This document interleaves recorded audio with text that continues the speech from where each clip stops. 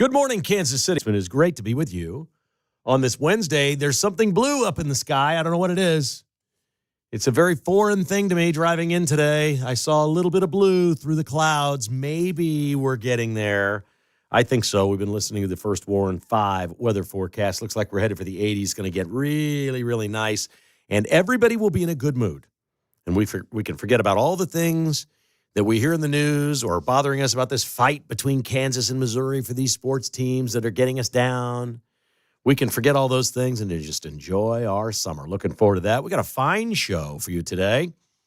In just a little while, Dan Bongino, who previously had a very popular show right here on KCMO Talk Radio, is investigating targeted violence against Christians in Seattle with the FBI. This is quite a story. This is a game changer. This is what you voted for.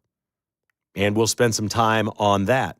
Also, we've got a senator in Indiana that's not going quite as far as I am, saying the WNBA should be suspending Angel Reese, but he's very upset that the WNBA has allowed a player to call Indiana basketball fans racist with absolutely no apology, no anything. We'll fill you in a little bit more on that. One former football coach is quitting the Senate and thinks a basketball coach should take his spot. We got all kinds of fun stuff for you today on Uncanceled, and we'll get right to it. And the story everybody's talking about, it's been the lead story on the news many times. And I feel like I have to be careful with a 1-hour show not to wear this topic out, because I don't want you to think every day that you turn this show on, that's all I'm going to talk about. But to be honest, it's kind of this, at least for the next month, the Chiefs aren't playing, football isn't on, Trump's doing his thing. The election cycle is over. It's not midterms.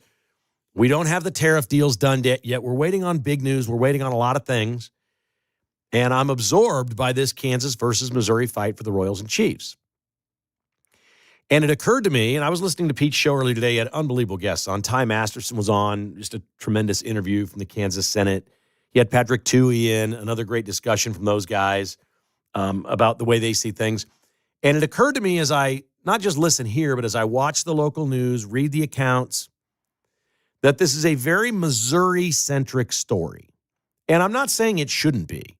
These teams have been in Missouri from day one. Since the Chiefs moved from Dallas, they've been in Missouri. Since the Royals' inaugural season, 1969, they've been in Missouri. So that's perhaps the reason it's a Missouri-centric story. But I think there's a fatigue in this town of hearing from Mayor Q. And I'm telling you, the dude just keeps doing 180s. You know, one week he's doing cartwheels. We're going to have both teams in Kansas City, Missouri. The next he says we're not beggars, and we got bigger things to figure out with governance than this. We get Clay County involved. We have Jackson County Executive Frank White, who's basically in Joe Biden's basement somewhere hiding. Nothing happening on either of those fronts. People in Clay County say they don't know anything that's going on. The Royals and Chiefs have been after plan and site after site. You know, one of the discussions earlier today with Patrick Tuohy was there's no details. Well, all we've had is details. We had East Village. We had Crossroads. We had Sprint Campus in Overland Park. We've had Chiefs complete renovation. We've had Royals move. Chiefs build a stadium at the Jackson County Sports Complex. We've got north of the river. We've got Washington Square Park. That's all we've had is details. Every single one of them has failed. That's the headline here. We're spending too much time on Missouri. Missouri's house is in disorder. They've got a special session coming that people don't.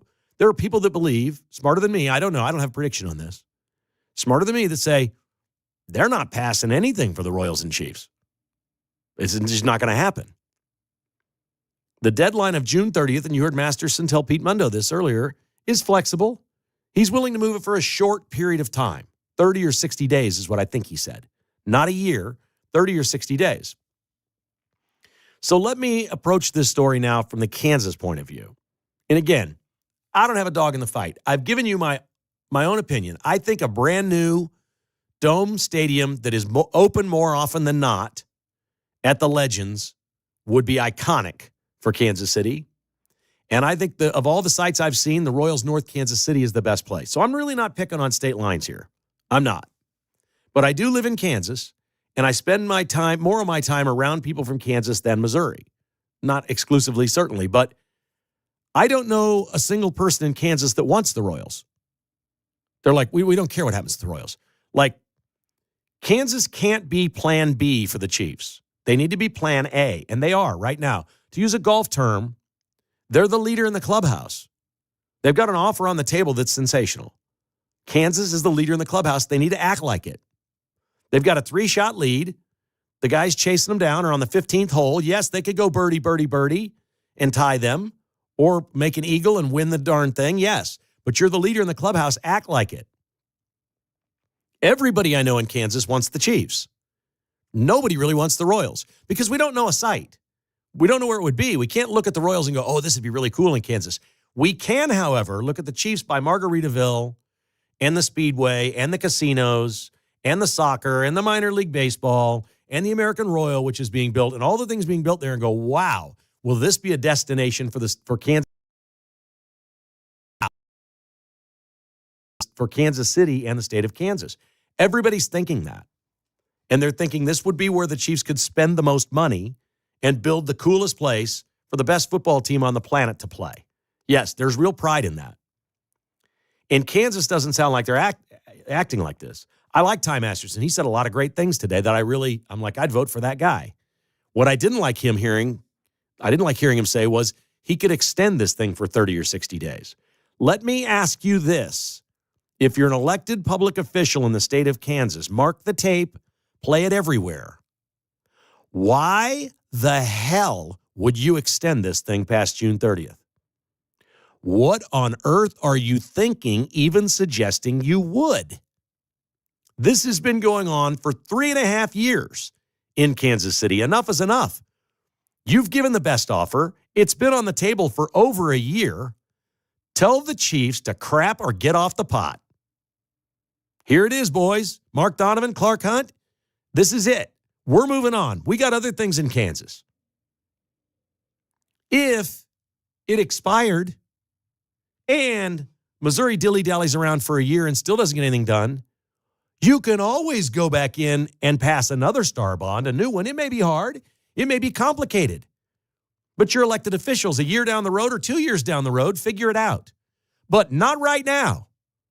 You're the leader in the clubhouse. Oh, you're leading the golf tournament. You're sitting there having an iced tea waiting for the other guys to finish. Oh, you know what? Just go ahead and tell them to come on in and we'll go play sudden death extra holes. No, you're winning. So if you're in Kansas and you like what I'm saying, and I don't care whether you love the idea of the stadium or hate it. I don't know why anybody would hate it. It's not your money. There's no taxpayer money in this from Kansans. But there's only two people in Kansas. You either want this, the Chiefs at the Legends, or you hate the idea of the Chiefs at the Legends. Either way, you want this to expire on June 30th. The Chiefs need a deadline. They need a real deadline. I'm going to tell you right now what you should do. The main guy here in the Kansas City area is Sean Tarwater. He lives out here in the Blue Valley, Stillwell area. He puts his email and his cell phone number on his government site. Do you know what even 10 phone calls or emails will do for somebody who's on a committee like this? He's the chair of the Commerce, Labor, and Economic Development Committee. Sean Tarwater, right here in Kansas City. Call him or email him. Go grab a pen if you got to write something down. I'll get it for you in a moment or two. These are elected public officials. I'm not doing anything wrong by giving an email or a phone number here. You can do the same thing by getting a hold of Masterson or the House Speaker Hawkins or David Tolan, the Lieutenant Governor. There is a deadline of June 30th. You got to stick to this deadline if you're Kansas. This is your shot. What you say is June 30th is the deadline, and you will produce to us, Kansas City Chiefs. I'm not even talking about the Royals right now because I don't know anybody that really cares that much. You must produce to us a letter of intent by June 30th. A letter of intent that recognizes that our offer is the best offer you've got at this point. It names a site for where you want to build and an exclusive negotiating period with the state of Kansas to finalize an agreement. It commits the Chiefs to nothing. They don't have to do it. But you've got to make them sign a letter of intent and get this public. on the record. And you know what? The Chiefs would probably like being forced to do that. Because if they did that, then my gosh, what would Missouri have to do? Those are the three things. You recognize this offer as the best thing we have. You name the side of the project as the Legends. And you design a negotiating period, whatever that is, 90 days, 180 days, whatever it is, where you will work with the state of Kansas on a star bond agreement for a new stadium. It does not bind you to doing this, but the star bonds are gone. It's over. June 30th is passed. You're in this window negotiating with Kansas. Then, Kansas City Chiefs, if you want to stab every person in the state of Kansas in the back by walking out of this, good luck to you. Selling your suites and all your corporate sponsors and all these people in Kansas who will be feeling like a girl that just got kicked to the curb. You're not asking much, state of Kansas. You're in the big leagues now. You've never been in the big leagues. You people in Topeka have to understand where you are. Clark Hunt is smarter than you. The Chiefs have more money than you. You only have taxpayer money. These are big, bold, powerful people that with one phone call can change industry and influence and business in Kansas City and in the state of Kansas. They can do that. You want them to be your partner. Stop worrying about the American Royal. The American Royal is $375 million of bonds. They're going to sell $375 million worth of bonds for the American Royal at the Legends, and you don't think people are going to buy the Chiefs star bonds? It's staggering what's going on with some of these things. Prioritize in the state of Kansas. Call Sean Tarwater. He's got an 816 number. He went to high school at Rockhurst and UMKC, but he's a Kansan. 816-729-7827. That's 816-729-7827. Or send the email to Sean Tarwater, SEAN, Sean Tarwater at gmail.com. He's an elected official right here in the Kansas City area. Sean Tarwater at gmail.com. It doesn't get easier than that. I'm telling you right now, you get 10 emails or phone calls to this guy, you won't believe what kind of attention you'll get in Topeka. Nobody contacts politicians anymore. They'll occasionally show up for a cup of coffee or something at an event and try to grab a guy for 30 seconds and vent about somebody's neighbor's dog not having a fence. But they don't really hear groundswells from people. You can call my radio show if you want, but you're better off calling Sean. If you live in Kansas, call him. Whether you like the idea or not, June 30th must pass. Do not extend this. There's nothing good in extension for Kansas. Nothing. You tell them by June 30th, you want a letter of intent from the Kansas City Chiefs to negotiate with the state of Kansas. We recognize your offer. Here's our site. We're going to announce that publicly, and we're going to enter an exclusive negotiating period of 90 or 120 or 180 days, whatever Kansas wants to do. That's the negotiating period. You will have exclusive rights to negotiate with the state of Kansas to finalize a deal. That's extending the deadline, for God's sake. They're not going to have the deal done by June 30th. Let the star bonds expire, and you tell the Chiefs they're expiring. And once this is gone, good luck with your friends in Missouri, because we're out. We are out. Do it. Give them a taste of their own medicine. Let's wrap this crap up. If you're Kansas, grow some balls. Go win this thing. You're the leader in the clubhouse. 913-408-7957 is the number to call. This is Uncanceled on KCMO Talk Radio.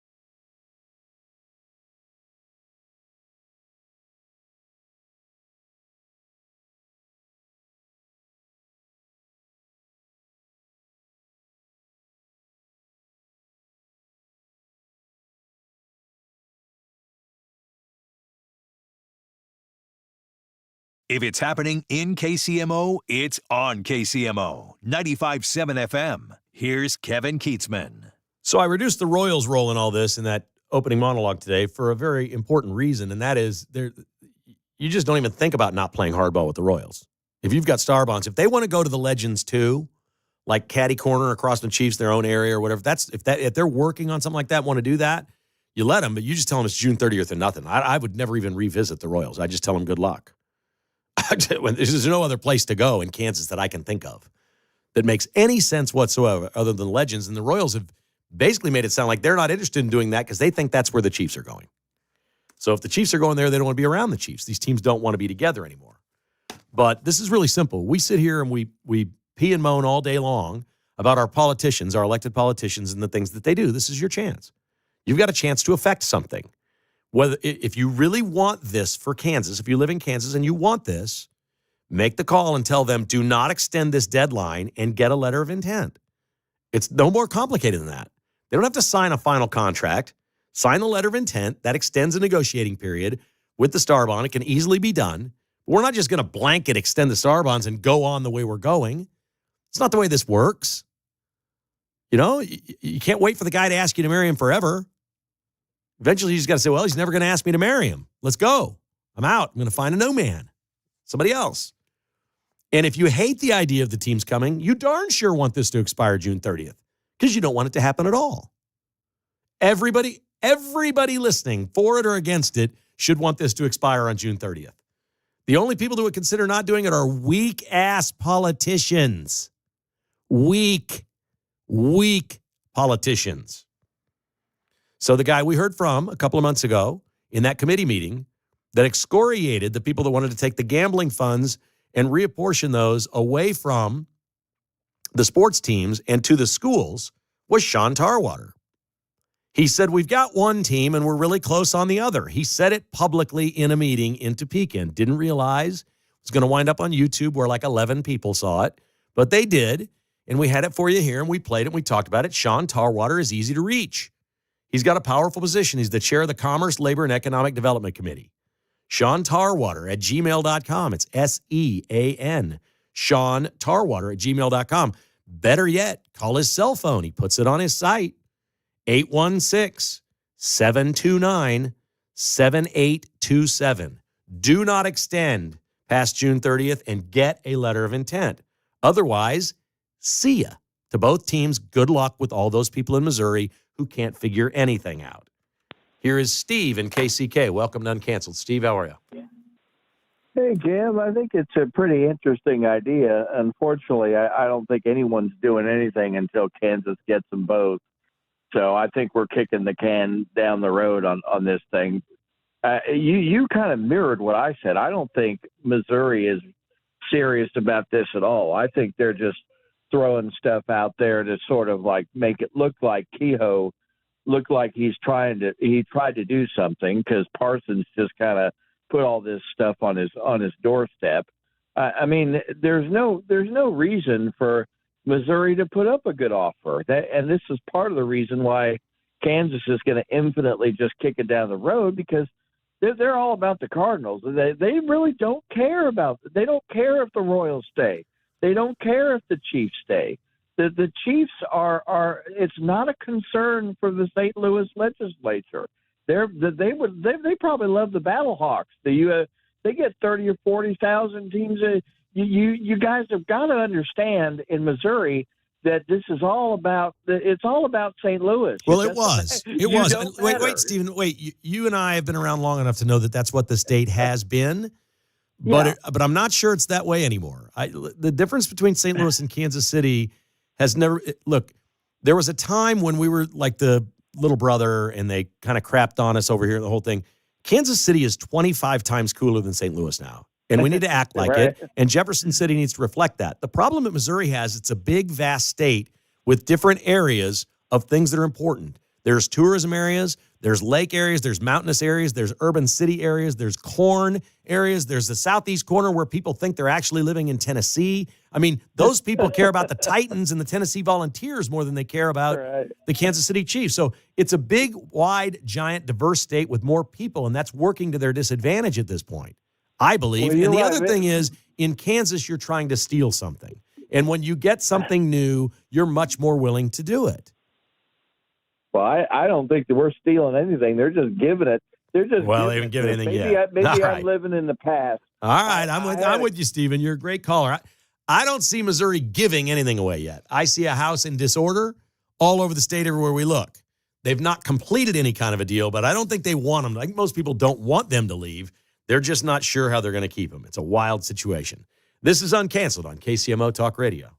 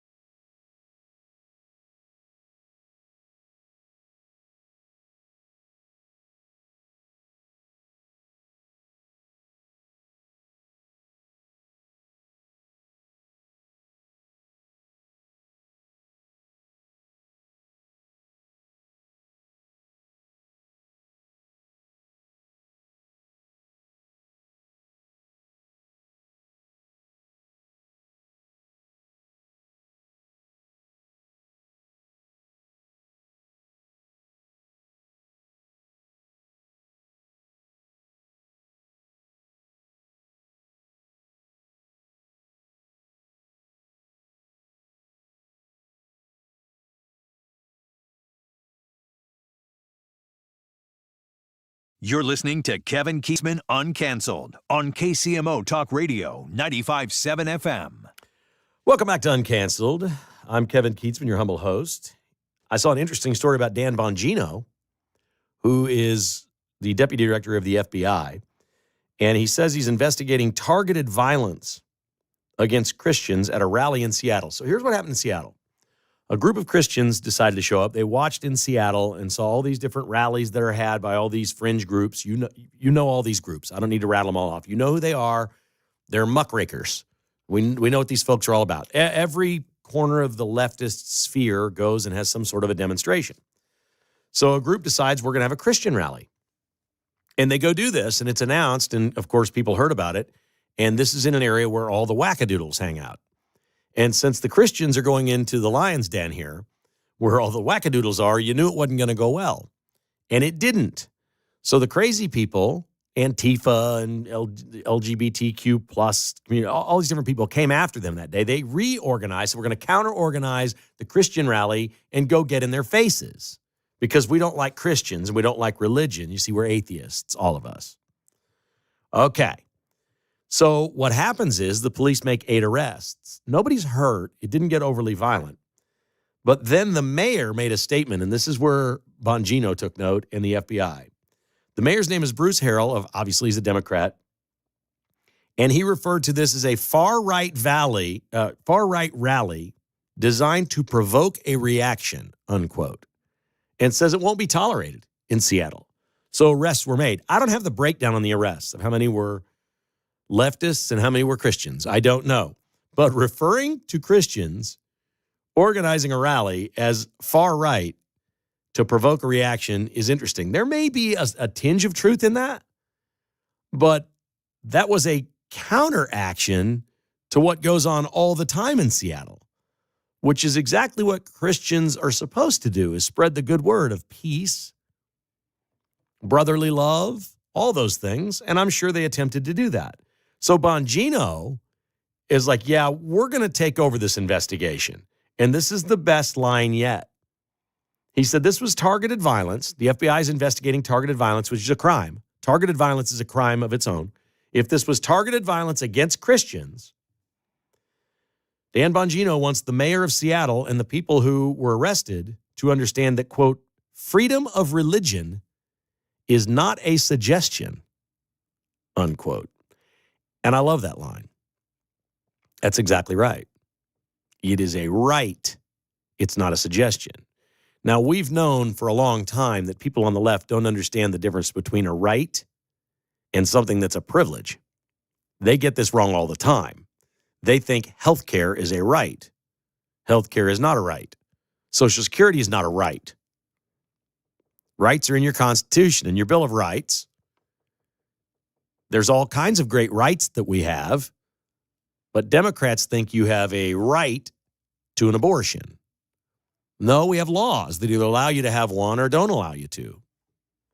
So that doesn't mean it's legal everywhere in the United States. They get confused on this all the time. When Bongino says freedom of religion is not a suggestion, that's exactly right. It is not a suggestion. Freedom of religion is your right. Freedom of speech is your right. These are inherent rights that we all have as citizens of the United States. And I love this. And I say, make an example out of them, which we're not supposed to do with the law. That's unequal justice. But when it comes to rights, if we can somehow educate Americans more about what a right is versus a privilege.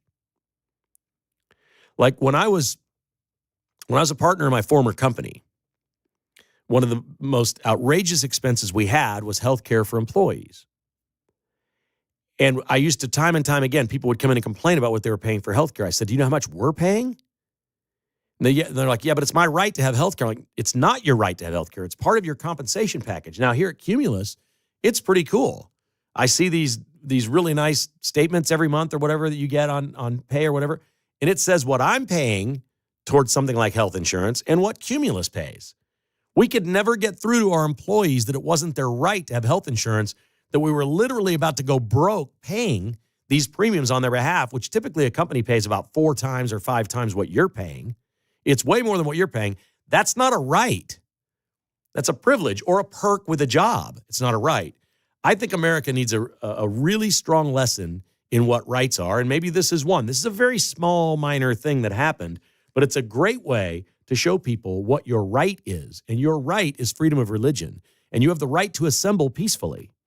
And they went through all the proper paperwork in Seattle, and then the mayor sailed him out to sea on the deal and called him a far-right organization trying to provoke a reaction. Absurd. A senator from Indiana is not happy with Angel Reese, the WNBA player. Jim Banks is one of the senators from Indiana, and he wants her to apologize for basically saying that the Indiana Fever fans last week in Indianapolis were racist, and she heard really bad things directed toward her. The WNBA initially came out 48 hours later and said, well, we don't have any evidence yet. Then they went another week and doubled down yesterday and said, to heck with it. We've been at this for 10 days. We can't find anything that sounds like racism from anybody, not one other person in the entire building backed up Angel Reese. Well, God bless Jim Banks. He wants an apology from her. I don't care about her apology. She won't mean it. I want her suspended. The WNBA is feckless. They are weak. They're almost as weak as the Kansas politicians that want to extend the June 30th star bond deadline, but not quite that weak. No, she made a fake race claim. Is that a crime? No, because you have the right to free speech. It's, people say you can't scream fire in a crowded theater. You can, unless somebody gets hurt. And then you're liable for that. You caused the problem. Then it's a crime. It's not a crime to actually say it. You can say anything you want. If it doesn't hurt anybody, they can't do anything to you. Again, you have rights. Angel Reese can do all the race baiting she wants. So I don't think the law can go after her, but the WNBA should suspend her. As an order of business, instead of putting out press releases that we're going to watch fan conduct, and Senator Banks is making statements about how good Indiana fans, we have the best fans. No. If you want to tip your cap to the fans and acknowledge the fans, you suspend the race baiter. Let her sit for a game. Banks has got this one wrong. He wants a meaningless apology from her. I appreciate that he's on it. More attention needs to be brought to this. The Jussie Smollett thing was covered up for years. You guys all know the history of all these things. This race baiting's got to end. It's just got to end. And I don't think that's nearly far enough for the WNBA. I think they should flat suspend her for a game and take her pay away and make a statement, not that we're going to monitor our fan behavior and our fan code. No. We're going to watch our players' behavior and what they say on behalf of this league, because here's what we can't have. We can't have the WNBA continue to be the racist league it's been. And it is absolutely fundamentally at its core a racist league that was set up by NBA owners that had guilt that they were making money off men and there was no league for women. And so they poured money into this thing and lost and lost and lost. It's the original DEI program. Let's let the women play basketball in front of 300 people and lose $7 million this year. That's okay. I've still got my NBA team. It's worth a couple billion. I'm fine. That's what it's been. Then Caitlyn shows up and they're selling out arenas and they're getting TV ratings and they're going to all make more money. They got to get that DEI, lazy quota, race culture out of this sport. If you're from a different country, it doesn't matter. If you're the white girl, Brittany Griner, you can't be complaining about the white girl. That's not how this works. They got a problem on their hands. They got a problem because Caitlin Clark isn't going to stand for this forever. I can promise you that. He is the draw. And I think I said this maybe last week, or I don't think I said it yesterday, but maybe. If Caitlin Clark was the farthest left liberal Democrat when she got into this league, by the time Trump's out of office, she's going to be a flag-waving MAGA Republican. She's going to be, because she is now the focus of more race-hating than anybody on the job in America. Caitlin Clark. Who works where there's more racism being directed toward them than Caitlin Clark in the WNBA? It's every night. It's physical violence. It's verbal abuse. It's a league that won't support her. It's unbelievable. She crazy. That girl needs to walk and just start her own thing. I don't love this story in Baltimore, but I sort of love this. I love the outcome of this story. I can't love the story because it's another carjacking. Two thugs are carjacking a 62-year-old dude. They bounce him around a little bit. He's trying to get to his car, and he does something that thwarts them for a moment or two. And maybe some people walk by, and they walk away, and he gets in his car, and then they come up to the window of his car, 62-year-old man, two young punks coming after him. And they get up the window of the car. They're still going to stop him, and they're going to steal his car. They're going to yank him out. And he reaches into his console and pulls out a gun. The two punks run. The gun's never fired. Good thing he had it. 62-year-old man was a rabbi.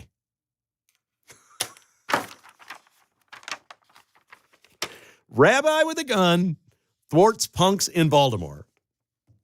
Love some of these stories. Absolutely love them. How about this one from the Netherlands? I can't find it on a map, I don't think. But they have a populist leader in charge now who says, we've got 2 weeks left to finish legislation and write it. The strongest border legislation in the world is what he wants for the Netherlands. We have 2 weeks to do it, or I'm collapsing the government. Now, I don't know exactly what collapsing the government is, but this is one of those countries with like 5 parties where nobody has 50 whatever percent. And I think it means people just get thrown out. If you collapse the government, the people who are in charge of their own party, I think they all get bounced in some way. I'm thinking kind of like a popcorn popper or something. I'm not sure, but I love that talk. This is the Trump effect. The Netherlands is like, wait a second. We're 4 months into Donald Trump and nobody's walking into America anymore. It wasn't that hard. He's a populist leader and he says, we can't do this anymore. We can't let people in the Netherlands, we're going to lose our country. It's spreading the world, and we do love it. We absolutely love it. We have numbers in from Arizona 2020. The Senate in Arizona did an audit over the last 4 years. 255,000 people early. There was no record of those votes. 23,000 voted by mail after they moved. 23,000 people voted twice. And the mail-in ballots, this is the year Biden won, 9,000 more came in than were sent out. They believe 50,000 of them total were counterfeit. The CDC has released their flu numbers. 38 million the year before COVID. 1.8 million the first year of COVID, 9 million the second year of COVID, 40 million the year after. Everything's changing with the CDC, health, RFK Jr. Pete did a great segment earlier today on RFK Jr. and things they're doing. They're no longer recommending the COVID shot for babies. Well, that seems reasonable. You have a healthy child, let's not jab them up with a COVID shot that didn't work. That with people who actually had the flu, that we called COVID, because it's very clear in the numbers now that they had the flu. And a lot of people that were healthy had the flu. Yeah, COVID was a thing for a very small percentage of people, but wow, it's nice to have the adults in charge. We absolutely love that. And we're kind of fans of Tommy Tuberville, who was the former football coach turned senator in Alabama. He says he's not going to run for re-election. He's going to go run for governor of Alabama. And he thinks Bruce Pearl, the basketball coach at Auburn, should run for this. He's going from a football coach at Auburn to the basketball coach at Auburn as the senator from Alabama. Probably not going to happen. I can't see Bruce Pearl going and leaving and doing that, but I do like stories like that. And I encourage any high-profile Republicans, see Dayton Moore, to run for office. Use your name recognition, especially in a place like, I don't know, Dayton Moore, District 3, where people really know your name? Where they know your name better than Dodge City? I'll bet you name recognition goes, Dayton Moore, for a non-player, has as good a name recognition as anybody in sports. In Kansas City, Andy Reid would be above him. Dayton Moore, District 3, sounds good to me. I'm not sure he's even considering that. I think he's considering running for Kansas governor. But it's all good, man. You can use your name recognition and go run and do good things for your country, and you're conservative. We are fans of yours right here at Uncanceled on KCMO Talk Radio. As you know, we're brought to you every day by our good friends at bestofferkc.com, helping you leave the hassle behind. I've gotten to know Mark Delatour and his staff very, very well over the past few months, and I'm amazed at their commitment to people more than business. And it's absolutely true. think I've mentioned a couple of times, one of the folks that goes out to the homes and meets with you about buying your house, because this is a very personal thing. Somebody's coming to your house, and a lot of people that want to sell their house quick don't want people who want to sell their house quick don't want people coming to their house. You can be maybe a hoarder, or you've got an emergency or a health issue. There's a lot of reasons people need to sell fast. It's not that comfortable.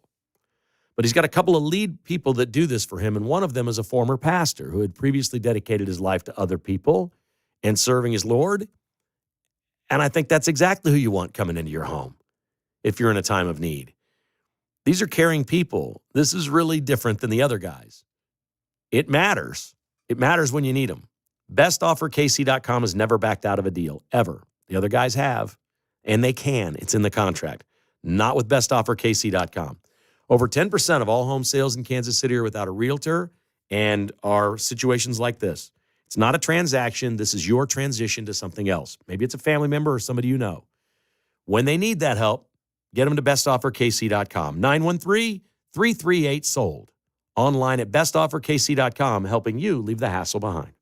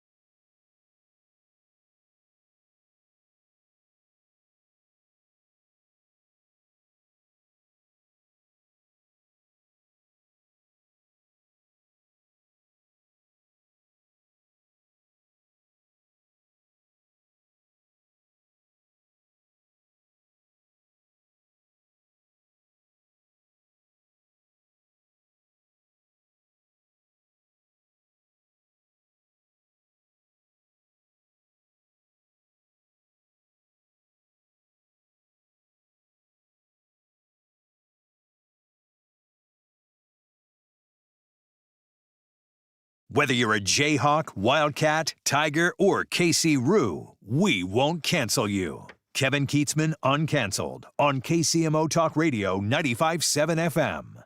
If you missed the monologue today, go back and give it a listen to KCMOtalkradio.com. It'll be up there, I don't know, within an hour or so. I think it's up each day. If you want to hear my thoughts, we're encouraging all Kansas voters to call your representative today and tell them do not extend the June 30th Star Bond deadline. It's there for a reason. Stand firm against the Royals and Chiefs. Whether you're for the Chiefs and Royals coming to Kansas or not, it's a win for you. Because if you're against it and you hate it and you want it to go away, it just goes away. If you're for it, it puts Kansas, I believe, in a stronger position to get a letter of intent from one of the teams by June 30th that, yes, we're planning on coming. Not a complete commitment, not a signed contract, but a letter of intent. We're suggesting you can email Sean Tarwater at gmail.com. He's right here in the Kansas City area. SEAN, Sean Tarwater at gmail.com, or you can call his cell phone, 816-729-7827. That's 816-729-7827. Sean Tarwater can be the lead guy. He's in charge of the Commerce, Labor, and Economic Development Committee in Topeka. So he would be a great point person for you to go talk to. Mark, have you ever heard of the Indy 500 driver named Connor Daly? I have not. I'm not a big racing fan, though. Okay. So no slight to him. He started way up high. He was in the best car he's ever been in, and he was very excited for the race. Then what happened? Is he the guy that crashed? No. No? Okay. This might be worse. Oh, no. He peed his pants. And admitted it. Oh, no. Before the race. Oh. He said, I've never urinated in my suit, my driving suit before, but it's not that uncommon. Some of these races are really long, and you can't get out of the car a lot of times. They're just really long. It's 4, 5, 6 hours. Gotta wear depends. Yeah, and on a hot day, you have to hydrate a lot before the race. So you've drank a lot of Gatorade or whatever in advance. He said he was just so excited and nervous he did that. He finished 8th, so he didn't pee his pants on the track. It didn't affect him that much. Didn't seem to affect him. Bono was on the Jimmy Kimmel show. Jimmy Kimmel asked him a question. These are two liberals, okay? So I thought this was terrible of Kimmel to do this. He asked him, Trump or Springsteen?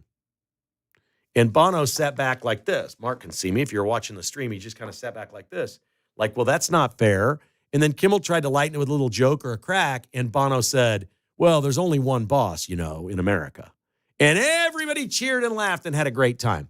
He didn't leave Bono any room for error. That was a terrible thing to ask him. He's just a rock star from Ireland. What the hell? Yeah, that's odd. Very odd. You like U2? I do. Their songs are great. Oh, have you heard of the artist Lorde? Yes. Mm-hmm. She sang the song Royals. Yep. She's got a new song coming out this week called Man of the Year. Really? Yeah, in the video, she's topless, and she's looking at her own chest like Brittany Griner and seeing if she's a man or a woman. Like she can't decide. A few years ago, she said it was great being a cisgender white female with a lot of money. Now she says, this is an unbelievable quote, my gender got way more expansive when I gave my body more room. Oh, no. Yeah, I don't know what that means. Apparently she thinks she's a dude now. Lady looks like a dude. Lord. Man of the Year will not be Song of the Week ever on my podcast. I can promise you that. The Vince Show is coming up next.